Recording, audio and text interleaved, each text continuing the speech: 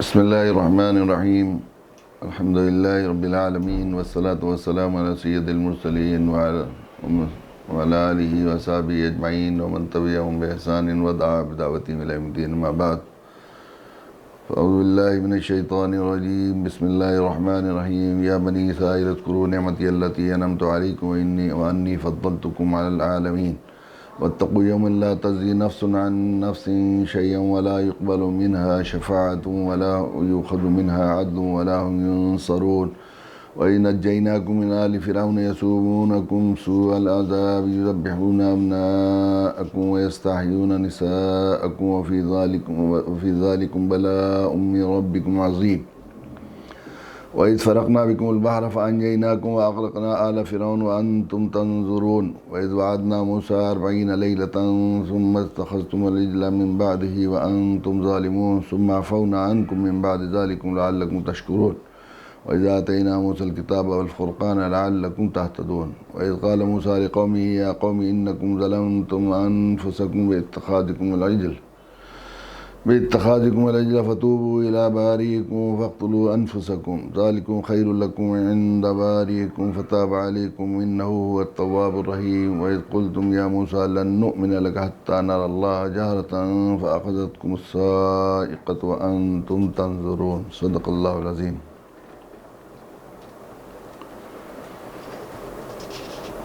خواتین و حضرات، قرآن مجید کی اس نزول کے جشن شاہی، اللہ کی عطا اور جود و کرم کی اس باد بہاری میں، طاعت اور عبادات کے اس موسم بہار میں اللہ کی توفیق اور فضل پر ہم لوگ شکر ادا کرتے ہوئے آئیے ہم اپنی قسمت پر ناز کریں، اللہ کی اس نعمت کا اظہار کریں، اعتراف کریں اور شکر کریں کہ اللہ تعالیٰ نے ہمیں توفیق عطا فرمائی کہ ہم لوگ کچھ دیر کے لیے رمضان مبارک میں کہ اس قرآن مجید کے جشن شاہی میں قرآن سیکھنے سکھانے میں اپنا وقت لگا رہے ہیں۔ گویا ہم سب سے اعلیٰ اللہ کا تقرب حاصل کرنے کے لیے، اللہ کی رضا حاصل کرنے کے لیے جتنے اعمال ہو سکتے ہیں ان میں سب سے بہتر اعمال خیرکم من تعلم القرآن وعلمہ میں ہم لوگ مشغول ہو رہے ہیں۔ تو اللہ کے ہماری یہ عبادت، یہ نیکی قبول ہو جائے تو ہم اللہ کی رضا کے لیے اس کام کو کر رہے ہیں۔ اب اللہ کی رضا کے لیے اللہ خوش ہو جائیں تو تبھی ہوں گے جب اللہ جس طرح چاہتے ہیں ہم اس طرح پر اس قرآن سیکھنے سکھانے کو اس نیت کے ساتھ، اور جو اللہ اس سیکھنے سکھانے سے جو چاہتے ہیں وہ مقصد ذہن میں رکھ کر ہم لوگ قرآن مجید پڑھیں پڑھائیں۔ تو اللہ کیا چاہتے ہیں؟ اپنے نبی جناب رسول اللہ صلی اللہ علیہ وسلم کو قرآن پڑھنا بھی سکھایا، قرآن پڑھانا بھی سکھایا۔ اللہ تعالیٰ نے ہمارے لیے جو ماڈل اور اسوہ حسنہ جناب رسول اللہ صلی اللہ علیہ وسلم کی ذات ہے۔ تو ہمیں اندازہ ہوتا ہے اللہ کے نبی صلی اللہ علیہ وسلم اور آپ کے شاگردوں صحابہ کرام رضی اللہ تعالیٰ عنہ اجمعین کے پڑھنے پڑھانے کے سلسلے میں جب ہم ان کی طرف جاتے ہیں اور اس کے سلسلے میں معلومات حاصل کرتے ہیں تو وہاں قرآن پڑھتے تھے اور اس کے لیے اللہ کی رضا کے لیے اور قرآن بننے کے لیے عمل کی نیت سے پڑھتے تھے۔ وہ سب لوگ جیسے جیسے قرآن بنتے جاتے تھے اپنے نبی کی اتباع میں کان و خلقور قرآن بنتے جاتے تھے۔ تو آئیے ہم بھی یہ نیت کریں، اللہ کیا چاہتے ہیں قرآن کے واسطے سے کہ قرآن بن جائے۔ قرآن بننے کا مطلب یہ ہے یعنی ہدی للناس بن جائے، جو اس کا موضوع ہے دعوت کی نیت۔ آئیے ہم نیت کرتے ہیں کہ ہم لوگ عمل کی نیت سے قرآن پڑھتے ہیں۔ اللہ ہم سے یہ چاہتے ہیں کہ نبیوں کی نیابت اور نبیوں کی راہ پر ہم چلنے والے بن جائیں، اللہ کے بندوں کے اس کی انسانیت کے پوری انسانیت کے خیر خواہ بن کر اس کو اللہ سے جوڑنے کا جذبہ ہمارے دلوں کے اندر پیدا ہو جائے۔ یہ قرآن کے نازل کرنے، قرآن پڑھانے، قرآن ہمیں سمجھانے سے اللہ ہی چاہتے ہیں۔ تو جو اللہ چاہتے ہیں ہم بھی انشاءاللہ ارادہ کرتے ہیں کہ ہم دعوت کی نیت سے قرآن پڑھ رہے ہیں تاکہ زندگی میں عمل دعوتی نکات سیکھنے ہیں، دعوت کا اسلوب سیکھنا ہے، دعوت کے تجربات سیکھنے ہیں اور دعوت کا پورے نظام اور سسٹم کو قرآنی بنانے کے لیے اپنی زندگی کو داعی کی حیثیت سے گزارنے کے لیے ہم لوگ قرآن سے رہنمائی حاصل کرنے کے لیے قرآن پڑھ رہے ہیں۔ یہ آیات جس میں بنی اسرائیل سے قرآن مجید نے خطاب کیا ہے، انبیاء علیہ الصلوۃ والسلام، جس میں میں نے عرض کیا کہ انبیاء علیہ الصلوۃ والسلام کے واقعات قرآن مجید بار بار ذکر کرتا ہے، انبیاء کی دعوت کے واقعات ذکر کرتا ہے، ان کی قوموں کو کیسے دعوت دی گئی وہ ذکر کرتے ہیں اللہ تعالیٰ۔ تاکہ جو ہے اس سے تو یہ ہے کہ چونکہ تاریخ پوری یہ بتاتی ہے کہ داعیوں کے ساتھ اللہ کی خاص رحمت، خاص نصرت اور خاص حفاظت کا انتظام ہوا، ان واقعات کا قرآن نے بار بار تکرار کے ساتھ ذکر کیا ہے۔ اور کل یہ بات عرض کی گئی تھی کہ سب سے زیادہ، سارے نبیوں سے زیادہ حضرت موسیٰ علیہ السلام اور آپ کی قوم کا ذکر قرآن مجید نے بار بار دہرایا ہے، 28 پاروں میں دہرایا۔ اس کی وجہ یہ ہے کہ اصل میں جتنے دعوت کے سلسلے میں مراحل آ سکتے ہیں، مشکل سے مشکل مراحل بھی، طاقتور سے طاقتور لوگ، ظالموں کے سے ظالم سے ظالم لوگوں تک دعوت پہنچانا، اور خود مدعو کا آخری درجے میں بے سر و سامان ہونا اور بالکل سماجی اعتبار سے بے حقیقت ہونے کے باوجود جو ہے وہ بھیجا گیا، اور پھر وہ اپنی قوم سے بھی دعوت کی راہ میں جو ایمان قبول کرنے والے لوگ ہیں، ایمان قبول کرنے کے بعد ان کو شیطان دعوت راہ سے، حق کی راہ سے ہٹانے کے لیے جو کوششیں کر سکتا ہے، وہ سارے حربے وہاں بنی اسرائیل میں ہمیں دکھائی دیتے ہیں۔ تو اس سلسلے میں بہترین رہنمائی، ہر موڑ پر ہمیں رہنمائی ملتی ہے، اس لیے قرآن مجید بار بار یہاں جو ہے اس کو تذکرہ کرتا ہے۔ اب یہاں پر یہ واقعات ذکر کیے گئے ہیں، مثلاً نبیوں کے ساتھ اللہ کی نصرت غیبی کے کیا کیا معاملات ہوئے، یہ بھی واقعات ذکر کیے ہیں۔ تو اس سے ذکر کرنے سے پھر کیا قرآن مجید نے، ان نبیوں نے اپنی قوموں کو، اور اللہ تعالیٰ نے ان لوگوں کو کس انداز سے دعوت دی ہے، دعوت کا اسلوب کیا ہو سکتا ہے، وہ بھی قرآن ساتھ ساتھ سکھاتا جاتا ہے۔ ایک ہی واقعے اور ایک ہی آیت کے واسطے سے اللہ کی تو شان عجیب ہے، اللہ تو حکیم خبیر ہیں، فعال لما یرید ہیں، علی کل شیء قدیر ہیں، اللہ کے خزانے میں سب کچھ ہے۔ تو اللہ تعالیٰ ایک ہی آیت اور ایک ہی واقعہ سے بہت سے نصیحتیں اور بہت سے خیر کے پہلو ہمیں سمجھاتے ہیں۔ انبیاء علیہ السلام کے واقعات کو قرآن ذکر کرتا ہے تو اس میں ایک تو یہ ہے کہ لنثبت بہ فؤادک، اپنے نبی صلی اللہ علیہ وسلم اور اپنے نبی کی تمام ہر داعی کے ساتھ اس کی دلجوئی، اس کی حوصلہ افزائی ہوتی ہے کہ تم دعوت کا کام کرو گے تو جس طرح پوری تاریخ گواہ ہے کہ داعیوں کے ساتھ ہماری رحمت، ہماری خاص عنایت اور خاص کرم فرمائی اور خاص نصرت غیبی اور خاص حفاظت کا اور حصار کا انتظام ہوا ہے، اس طرح تمہارے ساتھ بھی ہمارا، اسی طرح تمہیں کوئی بال بیکا نہیں کر سکتا، تم ہمارے داعی ہو۔ اور کسی سفیر کی حیثیت مملکت کے بادشاہ کی حیثیت ہوتی ہے، اس لیے ہم نے دیکھا ہے دنیا میں بہت سے سفارت خانے، بعض غریب ملکوں کے سفارت خانے ان کے پریزیڈنٹ ہاؤس اور ان کے شاہی محلوں سے اچھے ہوتے ہیں، اس لیے کہ سفیر کی شان مملکت کی شان کہلاتی ہے، تو داعی جو ہے وہ اللہ کی شان ہے، اس لیے اس شان کو واقعی جو اس کے ساتھ مخالفت اور اس کے ساتھ زیادتی، گویا کسی بھی سفیر، کسی بھی قاصد کے ساتھ زیادتی، دنیا کے ساری ملکوں کا یہ حال ہے کہ اس کو جو ہے وہ بادشاہ کے ساتھ سیدھے مملکت کے ساتھ زیادتی سمجھی جاتی۔ اس طرح ہمارے داعی کے ساتھ جو کوئی چھیڑ چھاڑ کرے گا اور کوئی برا عمل کرے گا، گویا وہ ہمارے ساتھ کر رہا ہے، ہم اسی طرح اس کے ساتھ معاملہ کریں گے۔ یہ بات نبی اکرم صلی اللہ علیہ وسلم کی اس وقت کے پس منظر میں نبی اکرم صلی اللہ علیہ وسلم کی دلجوئی اور آپ کے دل کو جمانے اور آپ کو جو ہے تسلی دی جاتی ہے اس کے واسطے سے، اور اس کے بعد تو قیامت تک آنے والے داعیوں کے لیے بھی تسلی دی جاتی ہے۔ پھر اس کے بعد کیا اسلوب ہونا چاہیے داعی کا، وہ اسلوب بھی ساتھ ساتھ بیان کر دیا، کیسے دعوت کا ترتیب ہونی چاہیے یہ بھی بتا دیا گیا ہے، یہ بھی بتا دیا۔ اس کے ساتھ ساتھ یہ بھی ہوتا ہے کہ جو ہے داعی کے ساتھ کیسی نصرت غیبی کا معاملہ ہوا اور کیسی اس کی دلجوئی کا ہوا، وہ واقعات بھی ذکر کر دیے گئے ہیں قرآن مجید نے۔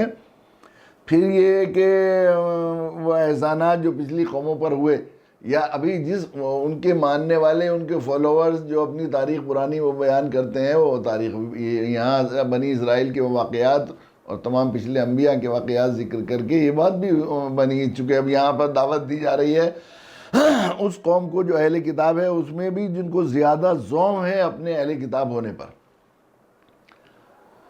عیسائیوں اور نصارہ کو بھی اہل کتاب ہیں، وہ نہیں، ان کا اعتقاد ہے کہ ہم اہل کتاب ہیں، قرآن نے بھی ان کو اہل کتاب کیا ہے، مگر ان کو اپنے اہل کتاب پہ ہونے پر غرور نہیں ہے، گھمنڈ نہیں ہے، وہ یہ نہیں سمجھتے ہم سب سے افضل ہیں۔ یہودیوں کو یہ رہا ہے کہ ہم سب سے افضل ہیں، چونکہ یقیناً ان کو فضیلتیں در فضیلتیں اللہ تعالیٰ نے عطا فرمائی۔ بہت سے انبیاء علیہ السلام بنی اسرائیل میں پیدا کیے گئے، تو بنی اسرائیل کے لوگوں کو پر انعامات اور بڑے بادشاہ بھی اس میں دیے، اور ہمیشہ انہیں عزت دی، ہمیں وقت دی، انہیں ذلت سے نکال کر عزت جو ہے بخشی اللہ تعالیٰ نے۔ تو جو لوگ نیچے سے آگے اوپر آتے ہیں تو ظاہر ہے کہ ان کو کہتے ہیں کہ پہلی نسل میں تو بادشاہت اور دولت جو ہے وہ برداشت کرنا بڑے ظرف کی بات ہوتی ہے، تو ہوتا ہے یہ بات ہے، چونکہ انہیں نیچے سے لائے ہیں تو اس لیے تو اس کا جو ہے ان کی نعمتوں کا ذکر کیا گیا ہے۔ تو جب کہ جو ہے دیکھیے اب یہاں قرآن مجید نے بات شروع کی ہے، یا بنی اسرائیل اذکروا نعمتی التی انعمت علیکم انی فضلتکم علی العالمین، اے بنی اسرائیل تم میری نعمتوں کو یاد کرو، وانی فضلتکم، کتنی کتنی نعمتیں کہ ہم نے تمہیں عالم پر فضیلت عطا بخشی، تمہارے ساتھ ہماری طرف سے یہ انعام کا معاملہ ہے۔ اس سے ایک بات بتائی گئی کہ دائی جب اپنے مدعو سے بات کرے تو اس کے اچھے پہلوؤں پر، اس کی کوئی عزت کی بات ہو، اس کی کوئی خوبصورت چیزیں ہوں، اس کی کوئی اچھی خوبیاں ہوں، ان کا ذکر کرے۔ اس سے طبیعت مانوس انسانی فطرت یہ ہے کہ آپ اگر برے کو برا کہیں گے، کالے کو کالا کہیں گے، جو ہے گندے کو گندا کہیں گے تو ذرا برا لگتا ہے، لیکن کوئی خوبی اگر اس کے اندر ہے، اس لیے حضرت مولانا الیاس صاحب رحمۃ اللہ علیہ تبلیغی اصولوں میں سے اصول ہے، کسی کی 99 برائیاں ہوں، رہبر کو کہا جاتا ہے جب گشت کرنے جاتے ہیں کسی کے اندر 99 برائیاں ہوں، ایک اچھائی ہو تو اسی اچھائی سے اس کا تعارف کرو، اور بلا شبہ اللہ تعالیٰ نے ایک اچھائی نہیں، سب کے یہاں بہت سی اچھائیاں رکھی ہیں، تو اگر اس اچھائی کا ذکر کریں گے تو طبیعت مانوس ہوگی، اپنائیت کے ساتھ بات سنے گا۔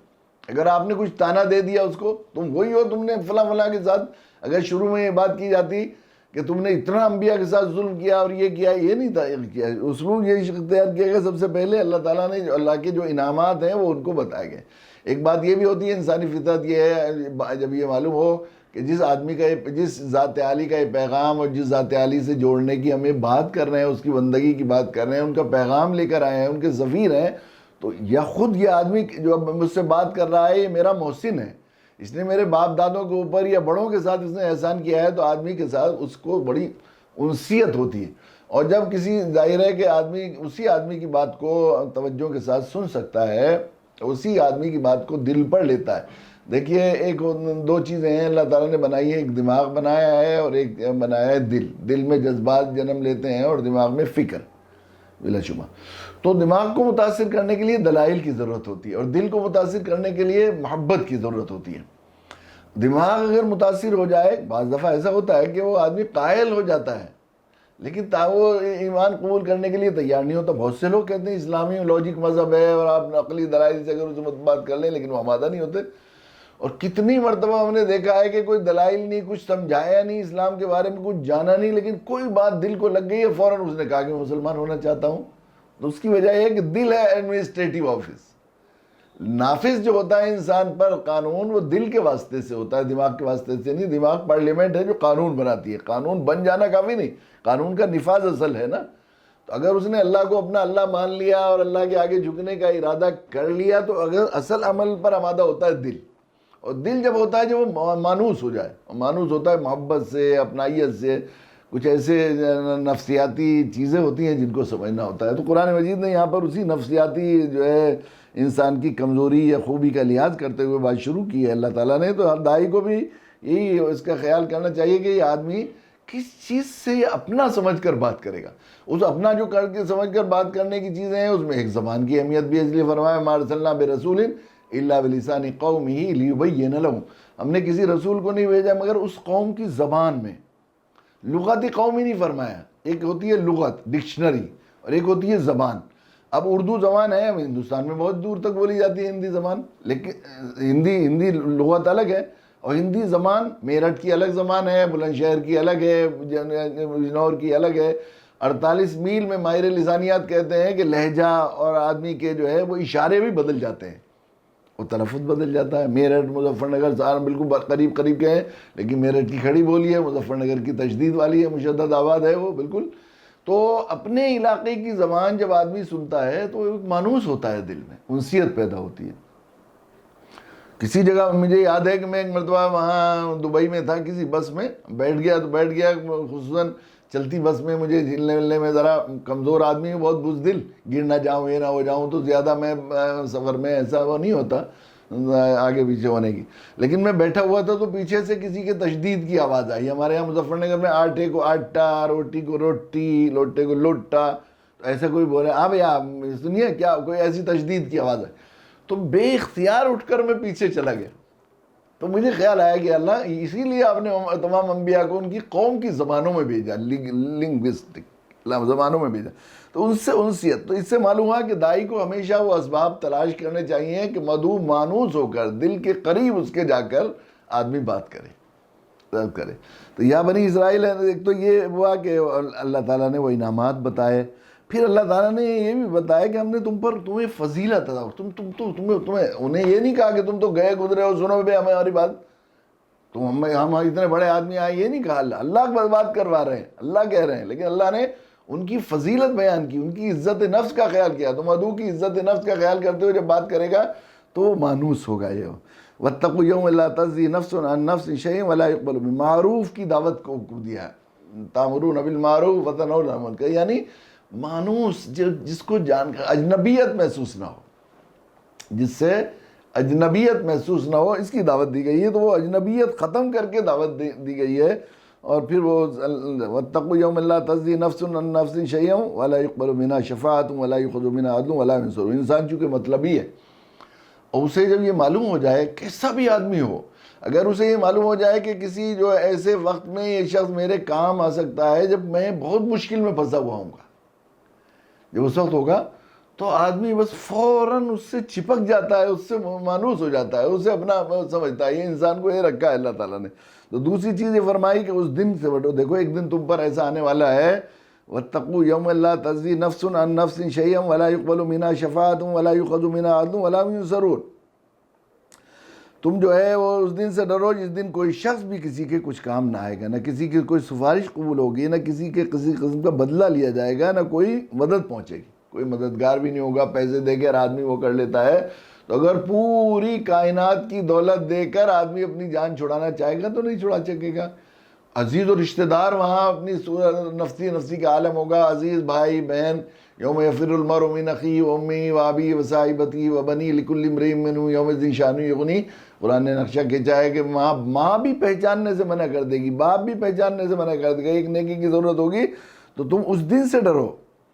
میں اس دن کی تمہاری بھلائی اور خیر خواہی کے لیے, اس دن کے تمہیں گر بتانے کے لیے, اس دن کی نجات کا راستہ بتانے کے لیے قرآن کہہ رہا ہے, اللہ جو ہے آیا ہے, میں اللہ کے نبی صلی اللہ علیہ وسلم کو بھیجا گیا ہے, تو تم ایسے بڑے خیر خواہ کی بات مانو, یہ بتایا گیا. پھر آگے وہ جو ہے پچھلی جو ان کے ساتھ مصیبتیں تھیں, مشکلیں تھیں, ذلت اور رسوائی, یہ بنی اسرائیل کے لوگ قبطیوں کے ہاں بالکل خادم اور غلامی کیا کرتے تھے, گویا محکوم قوم تھے. یہ وہ مشکل میں کتنے تھے, پریشانی میں کتنے تھے, ان کے گھر کے بچوں کی خدمت کرتے تھے, ان کے بچوں کو پالتے تھے, گھر میں جھاڑو لگاتے تھے, برتن دھوتے تھے, محکوم قوم تھی. اس کے علاوہ ایک بڑی مشکل ہو گئی تھی کہ وہ جو ہے فرعون نے خواب دیکھا تھا کہ ایک آگ آئی ہے اور وہ پورے جو ہے وہ اس کی مملکت میں پھیل گئی. تو اس نے جو ہے ماہرین تعبیر کو بلایا, تو انہوں نے بتایا کہ ایک لڑکا پیدا ہونے والا ہے جو تمہاری جو ہے سلطنت کو اینٹ سے اینٹ بٹا دے گا اور تمہارے جو ہے تمہاری اس پر قابض ہو جائے گا. تو اس نے کیا کیا کہ اس نے تمام حکم دے دیا کہ تمام جتنے لڑکے ہیں پیدا ہوں سب کو قتل کر دیا جائے اور لڑکیوں عورتوں کو چھوڑ دیا جائے. تو قتل, خون, ہر گھر میں خون بہہ رہا تھا, ہر گھر میں خون بہہ رہا تھا. ایسی ظلم اور ایسی صفاقی کا معاملہ تھا. وہ اللہ تعالیٰ نے اس ظالم کی سے جو ہے اللہ تعالیٰ نے فضل فرما کر, احسان فرما کر اپنے نبی موسیٰ علیہ السلام کو بھیجا, اور حضرت موسیٰ علیہ السلام کے صدقے سے اس بنی اسرائیلی قوم کو قبطیوں کے اور فرعون کے فرعین مصر کے اس عذاب سے نجات دی. تو اس وَإِذْ نَجَّيْنَاكُم مِّنْ آلِ فِرْعَوْنَ, اور جب تمہیں آل فرعون کے جو ہے عذاب سے اور سختی سے ہم نے بچایا, یسومونکم سوء العذاب,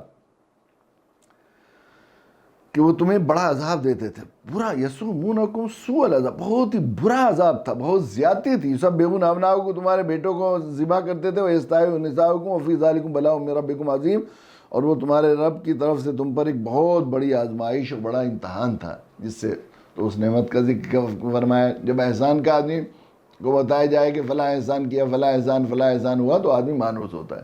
انبیاء علیہ السلام کا جو ہے خاص مشن اللہ کے بندوں کو اللہ سے جوڑنا, در در کی غلامی سے. چونکہ انسان کو اشرف المخلوقات بنایا اور صدر کائنات بنایا اور اس پوری برات کا دولہ بنایا, اس کی صدارت کی اشرف المخلوقیات جو ہے وہ اس بات پر منحصر ہے کہ یہ سارے دروں کو چھوڑ کر ایک اللہ کے آگے جھک جائے.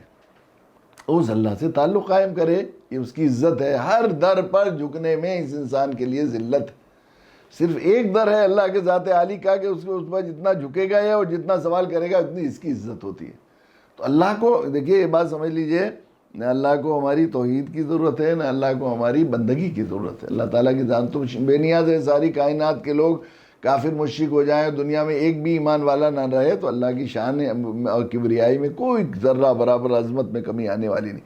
اور ساری کائنات کا ایک ایک انسان نبی بن جائے تو اللہ کی شان اس سے بڑھنے والی نہیں۔ اللہ تعالیٰ مامتا اور شفقت فرماتے ہیں ہم پر، انسانوں پر، اور ہماری خیرخواہی مطلوب ہے، ہم پر رحمان اور رحیم رب ہے، بلکہ اکرم ہے، وہ کریم اور اکرم ہے اللہ تعالیٰ، جو بغیر مانگے عطا فرمانے والے ہیں۔ اللہ جانتے ہیں کہ بندہ ہمارے علاوہ کسی اور کے آگے سوال کرے گا، اور کسی اور سے امید اور خوف وابستہ کرے گا، اور کسی اور کو اپنا رب مانے گا اور اس کے آگے جھکے گا، تو یہ ذلت کے گڑھوں میں گر جائے گا، دنیا میں بھی اور آخرت میں بھی اس کے لیے جہنم ہے، چونکہ اللہ کا قاعدہ ہے۔ اور یہ ہمارے آگے جھکے گا تو اس کی عزت ہے، گویا میری بندگی اس کے سر کا تاج ہے۔ اللہ چاہتے ہیں ہمیں تاج نشین بنانا، یہ ہے اللہ کی مشیت۔ اس لیے اللہ تعالیٰ اپنے انبیاء علیہ السلام کو بھیجتے ہیں شفقت و رحمت کے ساتھ، اپنے انبیاء کو کیسے کیسے سمجھا کر ہمارے بندوں کو سمجھاؤ، یہ کہو، یہ کہو، کتابیں بھیجتے ہیں۔ اب وہ اسلوب قرآن نے وہی اسلوب اختیار کی۔ بات یہ بھی ہے کہ داعی کو جتنا زیادہ اپنی دعوت کو مؤثر بنانا ہے اور نتیجہ خیز بنانا ہے، جتنا زیادہ اقرب الی السنہ، نبی کی طریق سے اس کو ملاتے چلے جائیں گے، اتنا زیادہ دعوت آسان بھی ہوتی جائے گی، اتنی زیادہ کامیابی ہوتی چلی جائے گی۔ اقرب الی السنہ بنانے کے لیے سب سے بنیادی چیز دعوت بالقرآن ہے، اس لیے کہ یا ایھا الرسول بلغ ما انزل الیک من ربک وان لم تفعل فما بلغت رسالتہ۔ اے رسول پہنچائیے جو نازل کیا ہم نے، جو ہم نے ما انزل الیک من ربک، جو آپ کے رب نے نازل کیا اسے پہنچائیے۔ وان لم تفعل، اور اگر آپ نے ایسا نہیں کیا فما بلغت رسالتہ۔ ہمارے بھائی راجو ایک مہاجر بھائی تھے پہلے، رضی ان کا نام ہے، بڑی دل کو بات کہتے ہیں، وہ کہتے ہیں کہ اصل میں اس میں مجھے ایسا لگتا ہے حضرت، دیکھیے قرآن سے انہیں اللہ نے ہدایت فرمائی تو ذوق بھی کتنا سلیم ہو گیا ہے، تو وہ کہتے ہیں کہ قرآن معجزہ ہے۔ میرا اپنا تجربہ ہے کہ جب مدعو کے سامنے قرآن زیادہ پڑھا جاتا ہے، قرآن کے واسطے سے ساری توحید اور رسالت آخرت بتائی جاتی ہے، تو مدعو کے ذہن میں نہ اشکال آتے ہیں، نہ اعتراضات آتے ہیں، نہ بحث و مباحثے کا جذبہ آتا ہے، اور نہ مخالفت آتی ہے، نفرت ہو جاتی ہے، عاجز کر دیتا ہے، بے بس کر دیتا ہے۔ قرآن معجزہ، اللہ کے نبی صلی اللہ علیہ وسلم کا کام باقی ہے، اس لیے آپ کا معجزہ بھی زندہ ہوتا، بندہ اپنے تاثیر کے ساتھ باقی۔ تو وہ کہتے ہیں قرآن نے کہا ما انزل الیک من ربک۔ ہمارے یہاں وہ جو ہے وہ کئی ایسے جو ہے بی جے پی کے لیڈر ہیں، ان سے وقت لے کر انہوں نے ان کے سامنے قرآن کے ترجمہ سنانا شروع کیا، تو 5 منٹ اور 10 منٹ لیا، وہ 1 گھنٹے سنتے رہے کہ بھئی یہ تو بڑی کام کی باتیں ہیں، ذرا اور سناؤ، بڑا دل کو لگ رہا ہے، بڑا شانتی مل رہی ہے، بڑا سکون مل رہا ہے، وہ سنتے رہے۔ تو بلغ ما انزل الیک من ربک، یعنی جو نازل کیا گیا ہے وہی پہنچائیے۔ فَإِن لَمْ تَفْعَلْ میں مجھے وہ کہتے ہیں کہ فَإِن لَمْ تَفْعَلْ میں مجھے ایسا لگتا ہے کہ اس کے علاوہ کچھ اور پہنچائیں گے، جو اللہ نے قرآن نازل کیا ہے، قرآن کے علاوہ کوئی اور بات کہیں گے تو آپ فَإِن لَمْ تَفْعَلْ فَمَا بَلَّغْتَ رِسَالَتَ، آپ ایسا نہیں کریں گے تو آپ جو ہے رسالت کا حق ادا نہیں کریں۔ اور بلا شبہ دین جو ہے یہ امانت ہے، قرآن امانت ہے۔ اب امانت کا قاعدہ یہ ہے کہ جو امانت ہے وہی پہنچائی جائے، اس میں اپنی طرف سے ملا لیا تو خیانت ہوگی۔ حتیٰ کہ فقہاء نے تو لکھا ہے کہ جو روپے ہیں اور پیسے ہیں اور سکے ہیں اگر بدل لیے، ہم وزن بھی ہم قیمت بھی، تو یہ بھی اجازت ہے، یہ جو ہے ایک طرح سے خیانت ہوگی، اپنی طرف سے کوئی ملائے نہیں، وہی پہنچا۔ وَإِن تَفْعَلْ وَمَا بَلَّغْتَ رِسَالَتَهُ۔ اور جب قرآن کے واسطے دعوت دی جائے گی تو اللہ یعصمک من الناس، اللہ تعالیٰ کی حفاظت کا انتظام بھی ہوتا ہے۔ تو قرآن نے جو اسلوب اختیار کیا ہے وہی ہم لوگ، اگر قرآن، بلکہ یہ انبیاء کے واقعات اور یہ چیزیں قرآن کی آیات کے واسطے سے جب پہنچائی جاتی ہیں اور سنائی جاتی ہیں تو یقیناً وہ جو ہے بہت زیادہ مفید ہوتی ہیں۔ تو اللہ تعالیٰ نے وہ عذاب قرآن جو ہے بنی اسرائیل کو، اس میں یہ بھی ہے کہ ان واقعات سے وہ واقعات جو انبیاء، یہ یہود یہ سمجھتے تھے کہ ہمارے پاس آسمانی کتابیں ہیں اور ہمارے پاس آسمانی علوم ہیں اور تمام جو ہے وہ واقعات ہمیں معلوم ہیں اور یہ ہیں۔ اب جب حضرت اللہ کے نبی صلی اللہ علیہ وسلم پر آیات نازل ہوئی ہیں، سورہ بقرہ، سورہ آل عمران اور سورہ قصص وغیرہ کی آیتیں، تو اللہ کے نبی صلی اللہ علیہ وسلم یہ آیتیں پڑھ کر سناتے تھے، تو وہ اپنے ان ساتھیوں کو، جو لوگ جو ہے وہ منافق تھے، اور ان کو ان کے بارے میں منافق کا بات یہ ہوتی ہے لا الہ الا ولا الہ الا، آدمی ایک در محکم گرگیر محکم گیر، ایک یک در گیر محکم گیر مشہور ہے کہ ایک در میں رہے گا آدمی مضبوط رہتا ہے، اور در در رہتا ہے تو اس کا دھوبی کا کتا گھر کا نہ گھاٹ کا. وہ یہ سمجھتے ہیں ان کا جو لوگ ڈھول مول ہوتے ہیں، بعض لوگ ہوتے ہیں ذرا مصلحت پسند، تو وہ لوگ ادھر گئے تو ادھر کے اور ادھر گئے تو ادھر کے، تو ان کے ساتھ عموماً ایسا ہوتا ہے کہ ادھر والے انہیں اپنا سمجھتے ہیں نہ ادھر والے اپنا سمجھتے. چنانچہ منافقین کے ساتھ یہی ہوتا تھا کہ جو کھلے کفار مشرکین تھے وہ سمجھتے تھے مسلمان ہیں ہمارے پاس جاسوسی کرنے کے لیے آتے ہیں، اور مسلمانوں کو تو کے بارے میں تو ان کے نبی کو بتا دیا گیا تھا یہ لوگ منافق ہیں. تو بعض لوگ تو بعض کو تو صحابہ کو اللہ کے نبی صلی اللہ علیہ وسلم نے لسٹ اور حضرت حذیفہ وغیرہ کو بتا دی تھی کہ یہ ہیں یہ ہیں یہ. اس لیے حضرت عمر رضی اللہ تعالیٰ عنہ بار بار حضرت حذیفہ کو بلا کے پوچھا کرتے تھے میرا نام تو نہیں. دیکھیے وہ جن کے بارے میں فرمائے لو کان بعدی نبی لکان عمر، میرے بعد کوئی نبی ہوتے تو عمر ہوتے. اللہ کے نبی صلی اللہ علیہ وسلم فرماتے ہیں کتنی مرتبہ وحی الہی سے حضرت عمر رضی اللہ تعالیٰ عنہ کے قول کی اور آپ کی رائے کی تائید ہوئی، اور کیسا اللہ تعالیٰ نے آپ سے کام لیا. لیکن اپنی مملکت کے زمانے میں جب اسلامی فتوحات کا اور کتنے بر اعظم تک اسلام کو پھیلانے کا ذریعہ بن گئے تھے حضرت عمر رضی اللہ تعالیٰ عنہ، ساری ساری رات روتے تھے اور کیسا حال تھا. اس حال میں بھی حضرت حذیفہ کو بلا کر اطمینان کہا کرتے تھے کہ حذیفہ بتا دو میرا نام تو ان میں نہیں ہے، تم رازدار ہو اللہ کے نبی صلی اللہ علیہ وسلم کے، منافق ہو. تو یہ خیال ہوتا تھا. اس سے معلوم ہوتا ہے کہ اپنے ایمان کے سلسلے میں کتنا حساس ہونا چاہیے اور کتنے ڈرتے رہنا چاہیے، اور پھر مطمئن ہو جانا کہ ہم اپنے ایمان سے ذرا اس کے سلسلے میں ہمیں کیسی وہ کرنی چاہیے تھی. تو ان جو ہے تو یہ واقعات جب یہ سناتے تھے تو وہ منافقوں سے یہ کہتے تھے یہودی کہ ہم یہ جا کے انہیں سنا دیتے ہیں، سارے واقعات بتا دیتے ہیں، ورنہ کیسے معلوم ہو انہیں، کیسے کھل گئی ان پر بات، یہ جا کر بتا دیتے ہیں ہماری باتیں. حالانکہ ایسا نہیں تھا، اللہ تعالیٰ بتاتے تھے. وہ باتیں تو ایسی ہوتی تھی جو انہیں بھی نہیں معلوم ہوتی تھی، تو اللہ تعالیٰ بتاتے تم کوئی وقت یاد کرو تم پر ایک زمانہ ایسا بھی گزرا ہے کہ تم قبطیوں کے غلام تھے اور محکوم تھے، خادم تھے، اور اسی پر نہیں اتنا بڑا ظلم تم پر ہوا کہ تمہارے تمام بچوں کو قتل کر دیا گیا، اور اللہ تعالیٰ نے کیسے تمہیں جو ہے اس میں سے اس عذاب سے نکالا. اس کے بعد وَإِذْ فَرَقْنَا بِكُمُ الْبَحْرَ فَأَنْجَيْنَاكُمْ وَأَغْرَقْنَا آلَ فِرْعَوْنَ وَأَنْتُمْ تَنْظُرُونَ. پھر یہ ہوا حضرت موسیٰ علیہ السلام کو حکم دیا کہ تم صبح صبح جو ہے جب اس عذاب سے نکالنے کے لیے یہ ہوا. اللہ تعالیٰ نے پوری جگہ جگہ قرآن مجید میں حضرت موسیٰ علیہ السلام کا قصہ نقل کیا ہے کہ موسیٰ علیہ السلام قبطیوں جو ہے بنی اسرائیلی قوم کے فرد تھے جو بہت قبطیوں کے مقابلے میں فرعون کے مقابلے میں بہت کمزور، بے بس، بے سہارا قوم تھی. ان کی محکوم اور غلام قوم تھی. ان کے بچوں کی خدمت کرنا، ان کے کپڑے دھونا، ان کے برتن دھونا، جھاڑو برتن کرنا، یہ کیا کرتے تھے. اس قوم کے فرد تھے حضرت موسیٰ علیہ السلام. اور فرعون بادشاہ وقت تھا اور ایسی بڑی مملکت اور سلطنت، انا ربکم الاعلیٰ کا دعویٰ کیا گیا. انا ربکم نہیں کہتا تھا کہ میں تمہارا پالن ہوں، بلکہ انا ربکم الاعلیٰ، میں سب سے بڑا، سب سے اعلیٰ رب پروردگار ہوں، یہ کہا کرتا تھا. اللہ تعالیٰ کہتے ہیں کہ فرعون کی خدائی چلا رہے تھے. مفسرین نے لکھا ہے کہ نہ کبھی اسے بخار ہوا، نہ سر میں درد ہوا، نہ کبھی کان گرم ہوا، کبھی چھینک بھی نہیں آئی فرعون کو، کبھی زندگی میں کوئی تکلیف نہیں دیکھی اس نے. اللہ کتنا وہ چلا رہے تھے. قید پڑا ایک دفعہ وہاں اس میں مصر میں، تو لوگ آئے کہ تم خدا ہو بارش کرو. لوگ آئے، اندر گیا ہے اللہ میں جانتا ہوں کہ بارش تو آپ ہی کرتے ہیں، مگر آج بارش نہیں ہوئی تو میری قوم میری خدائی سے منکر ہو جائے گی. تو اللہ بارش کر دی ہے، تو بارش ہونا شروع ہوئی، اور اتنی بارش ہوئی کہ سیلاب مانے کو ہو گیا. لوگوں نے کہا ہم خدائی مان گئے، بارش روک دے. پھر گیا جا کے اللہ بارش روک دے، تو بارش رک گئی. اتنا اللہ دل جوئی فرما رہے تھے. اور اسے جب حضرت موسیٰ علیہ السلام نے فرعون کو دعوت دی تو اس نے کہا اچھا میرے علاوہ کوئی خدا ہے؟ تو حامان سے کہا ٹاور بنواؤ. ایک ٹاور بنوایا، پورا مینارہ بنایا گیا، اس پر چڑھ گیا تیر لے کر، کمان لے کر، کہ اللہ کو، موسیٰ کے خدا کو مارتا ہوں، قتل کرتا ہوں، نعوذ باللہ. اور وہ جو تیر جاتا تھا وہ خون میں رنگ کے آتا تھا. مفسرین نے لکھا ہے کہ دیکھ تیرا خدا ہلاک ہو گیا، دیکھ تیرا خدا ہلاک، یعنی اللہ خدا ہی چلا رہے تھے، ایسا حال تھا وہ. انا ربکم الاعلیٰ. اور یہ موسیٰ علیہ السلام جو ہے بنی اسرائیل کے فرد تھے. پھر وہ ان کے یہاں جھاڑو پوچھا اور خدمت گزاری کرنے والے لوگ تھے. نسبی اعتبار سے تو اعلیٰ نسب تھے یہ لوگ، بنی اسرائیل نبیوں کی اولاد تھے، لیکن اب اس وقت ان پر بہت ہی محکومیت اور بہت ہی بیچاروں پر پسماندگی چھائی ہوئی تھی، تو یہ اس قوم کے فرد تھے۔ پھر فرعون کے گھر پلے تھے، جان بچی تھی فرعون کے گھر پلنے کی وجہ سے، اب کسی کی روٹی کپڑا کھائے تو آدمی ویسے ہی مروب ہوتا ہے۔ پھر ایک قتل کے جرم میں ماخوذ تھے، قبطی کو بھوکا موسیٰ مار دیا تھا، بھاگ گیا تھا، پولیس والے پھر رہے تھے۔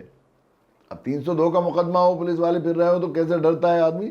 اس حال میں حضرت موسیٰ علیہ السلام کو فرعون کے پاس بھیجا اللہ تعالیٰ نے۔ اب یہ دائی بن گئے، وہ مدعو، یہ یدو دینے والے وہ لینے والے، دائی بنتے ہی آدمی میں کیا احساس کمتری ختم ہو جاتا۔ جب یہ سوچ لے، اور یہ بالکل تجربہ ہے، کتنی مشکل میں پھنس گئے ہوں آپ، جس شخص کے ساتھ کوئی زیادتی کرنے والا، کوئی افسر، کوئی بڑا آپ کے پاس آ رہا ہے، آپ تھوڑی دیر یہ سمجھ لیجیے میرے اللہ نے مجھے دائی بنایا، اب یہ میرا مدعو ہے۔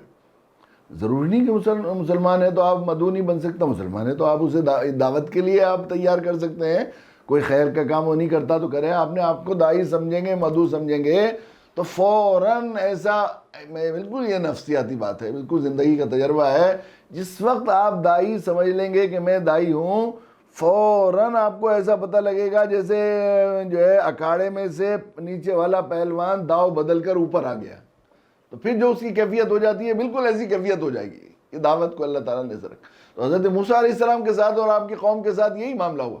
موسیٰ علیہ السلام کو انہیں دعوت دیتے رہے، اور ایک لمبی تفصیل جو ہے آگے قرآن مجید میں انشاءاللہ بہت سی جگہ پر آئے گی، اور ہم جو ہے اس کا ذکر ہوتا رہے گا۔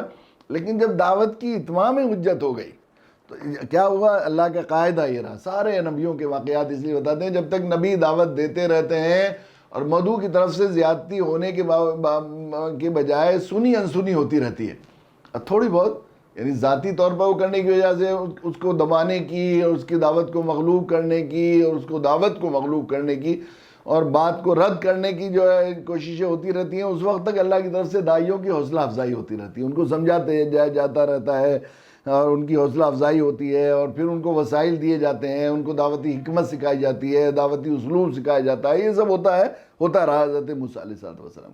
اور جب اتمام حجت ہو گئی اور مدعو جو ہے وہ اپنے دائی کی جان کے پیچھے پڑ گیا، پڑھنے لگا، تو پھر اللہ کی طرف سے جو ہے شان بے نیازی کو جوش آتا ہے۔ قرآن مجید نے جگہ بجا ذکر کیا گیا۔ افسوس یہ ہے کہ دعوت کے سلسلے میں ہوتا یہ ہے کہ میں نے عرض کیا تھا کہ دعوت سے مشن کا بیر ہے شیطان کا، انما یدعو حزبہ لیکونوا من اصحاب السعیر، تو دعوت سے روکنے کے لیے طرح طرح کے حربے اور ہیلے اور وساوس اور خیالات شیطان ڈالتا ہے۔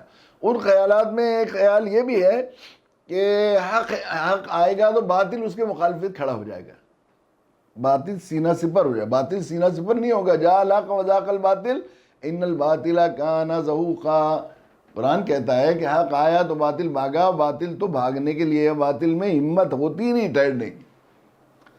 مدعو کی طرف سے مخالفت ہوگی۔ بعض لوگوں نے یہاں تک کتابیں لکھی ہیں، مجھے یاد ہے کہ دعوت دین کچھ غلط فہمیاں، کچھ حقائق میں نے یہ بات لکھی، تو حضرت مولانا واضح صاحب رحمۃ اللہ علیہ، وہ دنیا کے مانے ہوئے مفکرین میں ان کا شمار ہوتا تھا، اور ان کا جو تجزیہ ہوتا تھا وہ بہت ہی بنیادی، بڑے بڑے اہل علم اس کے قائل تھے۔ تو وہ فرمانے لگے، اس پر انہوں نے چھوٹا سا ایک مقدمہ بھی لکھا، مقدمہ تو ذرا احتیاط کے ساتھ لکھا، مگر فرمانے لگے کہ میں نے اس کتاب کو کئی دفعہ پڑھا، یہاں ندوی ہاؤس میں ملاقات ہوئی میری، کہ آپ نے وہ ساری چیزیں جن پر لوگوں نے کتابیں لکھی ہیں وہ بالکل ایسی وہ کر دی آپ نے، ان کا رد کر دیا، اور یہ ہے میدان عمل میں جو بات کھلتی ہے وہ میدان علم میں نہیں کھلتی، بار بار کہتے رہے۔ علم الگ چیز ہے، عمل ایک چیز ہے، اور پریکٹیکل میں جب آدمی جاتا ہے تو چیزیں بہت سی آتی ہیں۔ تو میں نے اس میں یہ بھی کہا ہے کہ میں نے کہا عام طور پر یہ جو ہے بہت سے جھوٹ ایسے ہوتے ہیں جو اتنے مشہور ہو جاتے ہیں، جھوٹ کو اتنا بولو کہ سچ میں تبدیل ہو جائے۔ تو ایسے ہی ایک یہ چیز بھی ہے کہ بے حق آئے گا تو ہر ذرا باطل اس کے مخالف ہوگا، اور اس کو مخالفت کا سامنا کرنا ہی پڑے گا، یہ بات کہی جاتی ہے۔ میں نے کہا ایسے جیسے مشہور ہے کہ بھئی شمع کو پروانے کو شمع سے محبت ہوتی ہے، حالانکہ یہ بات صحیح نہیں ہے، پروانے کو شمع سے محبت نہیں ہوتی، پروانے کو اندھیرے سے محبت ہوتی ہے۔ پروانے کو شمع سے محبت نہیں ہوتی، پروانے کو اندھیرے سے محبت ہوتی، اور چونکہ شمع اندھیرے کو ختم کرتی ہے تو اپنے محبوب کو بچانے کے لیے اور محبوب کی دشمنی کی وجہ سے اس سے لڑنے آتا ہے اور اپنی جان دے دیتا ہے۔ شمع کو بجھانے کی کوشش کرتا ہے، وہ شمع سے محبت میں نہیں آتا، شمع کو بجھانے کے لیے اس سے لڑنے میں جان دے دیتا ہے وہ. تو میں نے کہا کہ اس کی دلیل یہ ہے کہ دن میں آپ 100 شمع جلا دیے، ایک بھی پروانہ نہیں آئے گا، رات ہی میں کیوں آتے ہیں؟ اس کی وجہ یہی ہے. تو میں نے کہا ایسے ہی ہے جو ہے ان کو ہم سے یہ جو ہمیں لگ رہا ہے کہ ہم سے نفرت ہے، اور یہ آج کل ہم سوچ رہے ہیں کہ وہ ہندوتو بڑھ رہا ہے اور یہ ہو رہا ہے، اسلام کے خلاف نہیں ہو رہا ہے. انہیں اصل میں چونکہ دیکھیے جتنے یہاں پر مذاہب آئے، شرک تو سب باطل ہیں، سب اندھیرے ہیں، ایک دوسرے میں ضم ہو جاتے ہیں، مل کے ہو جاتے ہیں. لیکن اسلام روشنی ہے، روشنی کا اندھیرے سے کوئی میل نہیں ہے، روشنی اندھیرے کو ختم کرتی ہے. اس لیے انہیں اپنے اندھیروں سے محبت ہے، اس لیے اسلام کی یریدون ان لیطفئوا نور اللہ بافواہہم، قرآن نے بھی کہا کہ یہ اپنی پھونکوں سے اسلام کی شمع کو بجھانا چاہتے ہیں. یہ ہے اصل میں. تو ہر باطل کی طرف سے جو ہے دشمنی ہوگی، یہ کہیں ضابطہ نہیں ہے. ہر مدعو کی طرف سے اس کا بلا شبہ مخالفت ہوگی اور ہوتی رہی ہے. سارے انبیاء علیہ السلام کے واقعات ہیں تو آتے لگے. لیکن پہلی بات تو یہ ہے کہ ہر مدعو کی طرف سے مخالفت ہوگی، یہ ضابطہ نہیں ہے. بہت سی سب طبیعتیں ہوتی ہیں. دیکھیے زیادہ تر طبیعتیں اللہ تعالیٰ کی مخلوق بنائی ہے، انسانوں کو الگ الگ طرح کے لوگ بنائے ہیں. زیادہ تر انسان طبیعتاً سلیم الطبع بنائے گئے ہیں. ان کو صرف ترغیب کافی ہے، ترغیب کافی نہیں. ترغیب بہت کم لوگوں کو ضرورت ہوتی، درستی اور نرمی. اور ایک انسان کی فطرت میں بھی ترغیب سے جتنا اس کی اصلاح ہو سکتی ہے، ترغیب سے اس کی اصلاح نہیں ہو سکتی. زیادہ ڈانٹ مار پیٹ اکثر نقصان دیتی ہے. لیکن کچھ طبیعت ایک حد ہوتی ہے جا کر جہاں کچھ تھوڑا بہت یہ ذہن میں انسان کے رہنا چاہیے کہ ڈنڈا بھی ہے. یہ بات ہے. کہا ہے کہ وہ انہوں نے ہمارے حامد بھائی ہیں، ان کا شعر ہے کہ نگاہ خیر بھی بچوں پہ ایک رحمت ہے، پڑے نہ دھوپ تو پودے بڑے نہیں ہوتے. درشتی اور نرمی بہام درباز جو فاسد کے جراح مرہم باز. سرجری کی تو آخر میں ضرورت پڑتی ہے نا، بالکل بہت کم. تو مرہم کی بھی بہت کم سرجری کی ضرورت پڑتی ہے. مرہم کی ضرورت ہوتی ہے آدمی کو شروع میں. بعض دفعہ دمبل پر اور زخموں پر شروع میں مرہم لگا دیا جائے تو سرجری کی ضرورت ہی نہیں ہوتی، وہیں ہو جاتا ہے. تو زیادہ تر یہ ہوتا ہے کہ ترغیب کی ضرورت، ترغیب کی بھی ضرورت ہوتی ہے. کچھ کم، بہت کم تعداد میں لوگ ایسے ہوتے ہیں. وہ کچھ کم تعداد والے لوگ ہی مخالفت کے لیے کھڑے ہوتے ہیں. مخالفت کے لیے کون کھڑے ہوتے ہیں؟ مخالفت کے لیے دیکھیے میں نے کل بھی یہ بات عرض کی تھی کہ حق کی قبولیت میں عام لوگوں کو سب سے بڑی رکاوٹ رواج ہوتا ہے. لیکن حق کی مخالفت میں جو چیز آمادہ کرتی ہے وہ ہے حسد اور کبر، بڑائی. میری سرداری چلی جائے گی اگر میں اس کے ماتحت بن جاؤں گا. میرے پاس ہونی چاہیے تھا، نبی تو مجھے بنانا چاہیے تھا. ابو جہل کو تو یہی تو بات تھی، وہ چاہتا تھا کہ میں نبی بنتے، تم کیوں بنتے؟ ابو لہب کو کیا تھا؟ یہی تھا کہ میں یہ کیوں بن گیا، میری سرداری چلی گئی، میں اس کے محکوم ہو جاؤں گا. نہیں چاہتا تھا. تو اس کا کبر، تو جن کے اندر کبر اور حسد ہوتا ہے صرف وہی لوگ مخالفت کرتے ہیں، بہت کم تعداد میں ہوتے ہیں. تو ہر مدعو کی طرف سے ہم اللہ کے نبی صلی اللہ علیہ وسلم کی حیات ہمارے سامنے ہیں.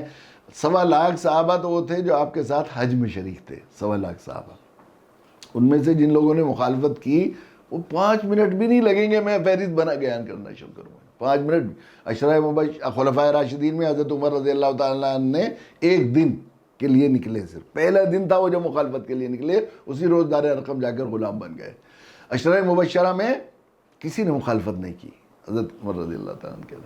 اور جو ہے کتنے لوگ ہیں، حضرت عمار نے مخالفت نہیں کی، حضرت یاسر نے مخالفت نہیں کی، حضرت عثمان نے مخالفت نہیں کی، حضرت بلال نے مخالفت نہیں کی، حضرت سعد بن ابی وقاص نے مخالفت نہیں کی، حضرت عباس اتنے روز بعد مسلمان ہوئے لیکن اس دوران اندر سے ساتھ دیتے رہے، مخالفت نہیں کی. ایسا رہا، یہ ہوتا رہا. ایسے کتنے لوگوں نے مخالفت نہیں کی. اہل یمن نے مخالفت نہیں کی، اہل حبشہ نے مخالفت نہیں کی، اہل مدینہ نے مخالفت نہیں کی. مدینہ کے جو وہ لوگ تھے انصار، انہوں نے کسی نے مخالفت نہیں کی، کوئی مادہ نہیں ہوا. 332 خطوط ڈاکٹر حمید اللہ صاحب کی تحقیق کے مطابق ہم بادشاہوں، امیروں اور رئیسوں ان لوگوں کے پاس بھیجے ہیں جو کمزور نہیں تھے بلکہ طاقتور اور صاحب ثروت یا صاحب حکومت تھے. لیکن 3 یا 4 سے مخالفت ثابت ہے، بس اکثر نے مخالفت نہیں کی. یہ کونا ہر مدعو کی طرف سے خصوصاً یہ ملک ہمارا ہندوستان اہل محبت کا ملک ہے، یہاں پر داعیوں کے ساتھ کبھی مخالفت ثابت نہیں ہے. کہیں بھی کوئی بھی مخالفت ثابت نہیں، داعیوں کے ساتھ مخالفت نہیں. جس مدعو نے، جس نے اسلام قبول کیا اسے مشکل پڑی، مخالف خاندان کے لوگوں نے کچھ اسے ستایا بتایا، یہ تو ہوتا رہا، لیکن داعیوں کے ساتھ مخالفت قوم کی سرشت میں نہیں. پہلی بات. دوسری بات یہ ہے کہ انبیاء، دیکھیے شیطان عجیب ہے. انبیاء سارے واقعات ہم انبیاء علیہ السلام کے پڑھتے ہیں. اس نقطے کو بہت ہی توجہ کے ساتھ ہمیں سمجھنا ہے، دعوت کے اس اصول کو، نکات نقطے کو، کہ انبیاء علیہ الصلوۃ والسلام کے سارے واقعات قرآن مجید نے ذکر کیے، اس میں بیان کرنے کا مقصد اللہ کی منشا یہ ہے کہ داعیوں کی حوصلہ افزائی ہو، نبیوں کی حوصلہ افزائی ہو، انہیں معلوم ہو کہ داعیوں کے ساتھ ہمارا کیا معاملہ ہوتا ہے، کہ اور یہ بتایا گیا کہ داعی سماجی اعتبار سے، مالی اعتبار سے، قوت کے اعتبار سے کمزور اور بے بس قسم کے، اور جو ہے سماجی اعتبار سے ان کے اسٹیٹس جو ہے کم سطح کا تھا، اور جتنے مدعو تھے ملائک قوم کے پاس، بادشاہوں کے پاس، رئیسوں کے پاس، طاقتوروں کے پاس، اس قوم عاد کے پاس، قوم سمود کے پاس، قوم لوط کے پاس، سب کی طاقتوں کا ذکر کیا قرآن، لم یخلق مثلھا فی البلاد کہیں فرمایا، اور فرعون کے پاس، نمرود کے پاس، شداد کے پاس، حامان کے پاس، کیسے کیسے لوگوں کے پاس اللہ تعالیٰ نے انبیاء علیہ الصلوۃ والسلام کو بھیجا۔ اب جب تک وہ دعوت دیتے رہے اور وہ دعوت کی مخالفت اور سنی انسنی کرتے رہے اور دعوت کو رد کرتے رہے تو جو ہے وہ نبیوں کی حوصلہ افزائی ہوتی رہی ہے، ان کو دعوت کی راہ میں جو ضرورتیں پیش آتی رہی ان کو پورا کیا جاتا رہا، اور ان کو دعوتی نکات سمجھائے جاتے رہے، دعوتی اسلوب بتایا جاتا رہا، کیا کہنا ہے، کیا کرنا ہے، یہ سب بتایا جاتا رہا، اور بیچ میں مسلسل نگرانی اور حوصلہ افزائی ہوتی رہی، اس میں رہنمائی ہوتی رہی۔ اور جب مدعو حد سے اتمام حجت ہو گئی دعوت کی، مدعو نے قبول نہ کرنے کے بجائے جن لوگوں نے قبول کیا، اللہ تعالیٰ نے ان کی عزت بڑھائی، ان کو ان حاکموں کے اور ان بادشاہوں، ان اہل ثروت کی ملکیت اور بادشاہت کا مالک بنا دیا، اور جن لوگوں نے نہیں سنا اور نہ سننے کے بجائے مدعو کے ساتھ انہوں نے زیادتی کو شروع کر دی، ان کی جان کے پیچھے پڑے، تو جس نے ہاتھ سے دیکھا اسے ہاتھ نکال دیا، جس کے آنکھ اٹھائی اس کی آنکھ نکال دی، جس نے کان سے برا سنا اس کے کان ختم کر دیا۔ قرآن کیسی شان کے ساتھ اور کیسے رعب کے ساتھ، الم تر کیف فعل ربک بعاد، کیا آپ نے نہیں دیکھا کہ آپ کے رب نے عاد کے ساتھ کیا، الم تر کیف فعل ربک بعاد وثمود الذین جابوا الصخر بالواد وفرعون ذی الاوتاد الذین طغوا فی البلاد فاکثروا فیہا الفساد فصب علیہم ربک صوتا ارم ذات العماد التی لم یخلق مثلھا فی البلاد۔ ان کو دیکھیے، پتھروں کو وہ مناتے تھے، وہ یہ کرتے تنزع الناس کانہم اعجاز نخل منقعر، جب ان پر عذاب آیا تو وہ اس طرح پڑے ہوئے تھے لمبے لمبے تنوں کی طرح سے، جیسے کھجور کے تنے پڑے ہوئے ہیں، ایسے ان جیسا طاقتور کسی کو نہیں بنایا۔ تو کسی نے بھی جس نے کیا تو ان پر اللہ کا کوڑا برسا، فصب علیہم ربک صوت عذاب ان ربک لبالمرصاد، گھات میں لگے ہوئے ہوتے تھے، جیسے کسی ملزم کے اور مجرم کے گھات میں لگے رہتی ہے حکومت، اور اس کے چاروں طرف سے ہتھیار لے کر کے ذرا سی دیر میں آئے تو اس کو تباہ و برباد کر دے، اس طرح ہم لگے ہوئے تھے ان کے اس میں۔ تو یہ بتایا کہ فرعون جیسی قوم کے ساتھ جب فرعون نے اتمام حجت ہو گیا تو اللہ تعالیٰ نے حضرت موسیٰ علیہ السلام کو حکم کیا کہ اپنی قوم کو لے کر نکل جاؤ، اور قوم کو لے کے نکلے، پیچھے پیچھے فرعون نے کہہ دیا تھا جیسے مرغے بول دیں تو 70,000 فوج مجھے تیار کی جائے، اللہ کا حکم ہوا۔ اس میں آتا ہے، مفسرین نے روایت نقل کی ہے کہ وہ مرغہ اس روز بولا ہی نہیں، فرعون ہی سوتے رہ گئے، اور جب معلوم ہوا کہ وہ بنی اسرائیل پورے کے پورے نکل گئے موسیٰ لے کر، حضرت شعیب علیہ السلام اور موسیٰ دونوں، ہارون جو ہے وہ نکل گئے، تو پھر ان کے پیچھے تعاقب کیا 70,000 فوج لے کر فرعون نے، اور وہ سامنے سمندر آیا، دریا نیل کا وہ حصہ، تو وہاں جو ہے حضرت موسیٰ علیہ السلام کی قوم نے کہا کہ اللہ یہ جو ہے موسیٰ ہم تو پھنس گئے، کیا کریں؟ کہ نہیں، ہمارے ان ربی سیادین، میرے رب ہیں جو مجھے جو ہے میری رہنمائی فرمائیں گے، گھبراؤ نہیں۔ تو بعض روایت میں آتا ہے کہ انہوں نے جیسے ہی اندر گھوڑا ڈال دیا، سوچا کہ بتایا گیا تھا کہ ہم تمہاری مدد کریں گے، تمہیں بچائیں گے، تو نبی کو تو پورا اللہ کے وعدے پر یقین ہوتا ہے، سوچا شاید ہم اسی طرح نکل جائیں، لیکن جب وہ گھوڑا ڈوبنے لگا تو پھر واپس کیا، پھر اللہ نے حکم دیا کہ اب جو ہے تم یہ اپنا عصا مارو سمندر پر، اور وہ جیسے عصا مارا تو وہ راستے بن گئے، سب نکلتے چلے گئے۔ فرعون پیچھے سے آیا تو اس نے کہا دیکھو دیکھو میری خدائی کا دیکھو میرے لیے راستہ بنایا گیا، اس نے کہا، اور جب وہ اس راستے میں درمیان میں پہنچا تو جو ہے راستے ملا دیے گئے، وہ سمندر میں غرق کر دیے گئے۔ تو قرآن نے اس نعمت کا ذکر کیا ہے، اس نعمت کا ذکر، وَإِذْ فَرَقْنَا بِكُمُ الْبَحْرَ فَأَنْجَيْنَاكُمْ وَأَغْرَقْنَا آلَ فِرْعَوْنَ وَأَنْتُمْ تَنْظُرُونَ، تم دیکھ رہے تھے، تمہارے سامنے بات تھی، تم خوب جانتے ہو، تمہیں جو یہ واقعات بتائے گئے، بنی اسرائیل کو یہ بات بتائی گئی ہے کہ تم اور تمہارے آبا و اجداد دیکھ رہے تھے، اور اس طرح مسلسل ان واقعات کا تمہارے یہاں ذکر ہوتا ہے، بعض دفعہ گھر کے قصوں کا اور باپ دادوں کے قصوں کا اس طرح پر ذکر ہوتا ہے گویا ہم وہاں کھڑے ہوئے تھے، ایسا ہوتا ہے۔ اس پس منظر میں اتنی سچائی کے ساتھ تم نے دیکھا ہے، تو اللہ تعالیٰ نے یہ واقعہ قرآن مجید میں ذکر کر کے اپنے نبی جناب رسول اللہ صلی اللہ علیہ وسلم کے دل کو بھی بڑھایا ہے، ان کو اطمینان اور قیامت تک آنے والے داعیوں کے حوصلہ افزائی فرمائی ہے۔ اس کے بعد اس کے ساتھ ساتھ یہودیوں بنی اسرائیل کو بھی اپنا احسان جتا کر بات کو دل سے سننے اور متوجہ ہو کر خیرخواہی کی بات کو خیرخواہی کے جذبے کے ساتھ سننے اور سن کر اس پر عمل کرنے کی دعوت دی ہے۔ یہ تو اگر یہ تمام نکات ہمیں قرآن مجید میں ان واقعات سے، محض ہم لوگ کیا کرتے ہیں کہ قرآن مجید کو بس محض قصے اور کہانی واقعات، دلچسپ واقعات، اور یا ان سے وہ دوسرے اخلاقی اور جو ہے دوسرے اصلاحی پہلوؤں کی طرف غور کرتے ہیں، جو ہے اس کی طرف کرتے ہیں جو اس کا اصل جو بنیادی پہلو ہے دعوتی پہلو، کہ اس میں ہمیں دعوتی نکات معلوم ہو جائیں اور ہمیں معلوم ہو کہ دعوت کا اسلوب کیا ہونا چاہیے، اور مدعو کے زیادہ سے زیادہ کس انداز کی بات سے زیادہ متاثر ہوگا، تو اس سے انشاءاللہ اللہ تو اگر ہم اس قرآن مجید کو کتاب دعوت، کتاب ہدایت سمجھ کر پڑھنے کی کوشش کریں گے تو انشاءاللہ ہر طرح، ہر مدعو کے لیے اربوں کھربوں لوگوں کو کوئی مدعی دعوت دیتا ہے، سب کی مزاج الگ بنائے، سب کی نفسیات الگ بنائی ہیں، سب کی کششیں اللہ تعالیٰ نے عجیب، اللہ کی رنگا رنگی مخلوق ہے، لیکن جتنے لوگوں کو دعوت دیتے جائیں گے، قرآن کا اعجاز ہے کہ اگر قرآن کی رہنمائی اور روشنی حاصل کر کے ہم لوگ اپنی دعوت کے اسلوب کو قرآنی اسلوب بنائیں گے، اور تو ہم لوگ